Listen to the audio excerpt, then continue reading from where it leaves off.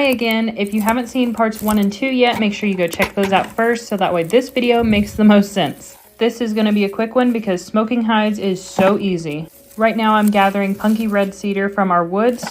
Punky just means that it's rotten and will easily break up in your hands. Dry is preferable to wet, so make sure you get this wood in before it rains. I use about 10 gallons of punky wood for every 6 pelts that I smoke.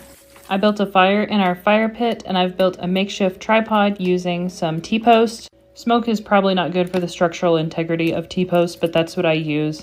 There's nothing wrong with using sticks, they're not going to catch on fire.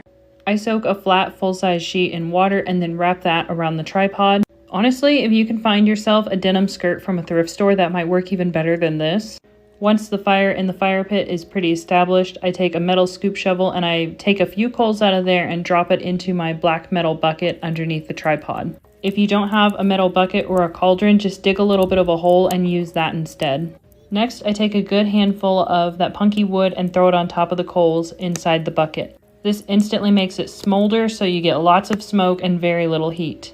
Finally, I take my hides and I wrap them around the top of the tripod just above the blanket and clothespin them in place. The goal here is to plug up as many holes as you can so that way the smoke isn't escaping and using that as a chimney, but more so trying to permeate into all of the pelts that you've got at the top of your tripod. I kept this flat sheet wet throughout the whole process. It does steam with evaporating water the whole time, but I do think it is keeping more of the smoke in by it being wet. And now it's just a matter of waiting. While it might be tempting to walk away from this, please don't. You have to sit with it and make sure that no flames pop up. If you get flames, just stir the punky wood or add more wood chips on top. If it's getting too hot, it's okay to panic and put a little water on it. But remember, the goal is not to steam your pelt, it is to smoke it. If you add water to it, make sure you go ahead and put on a few more dry punky pieces of wood. I chose to sit by the fire with my coffee and listen to Drew Afualo's new book. I'm about halfway in and so far it's really good. You can let this smoke as long as you want. Usually for rabbit hides it's suggested between 20 minutes and an hour each. I think I ended up doing around 45 minutes per pelt. Make sure you take the time to rotate these pelts at the top of your tripod so that way your logs or your T-post aren't blocking part of the hide. Every single one of the pelts that you're seeing in this video are the exact same ones that I showed you in parts 1 and 2. I really wanted you to see this from start to finish. And if I'm not mistaken, 3 of these hides were shown in the How to Dispatch and Butcher a Rabbit video.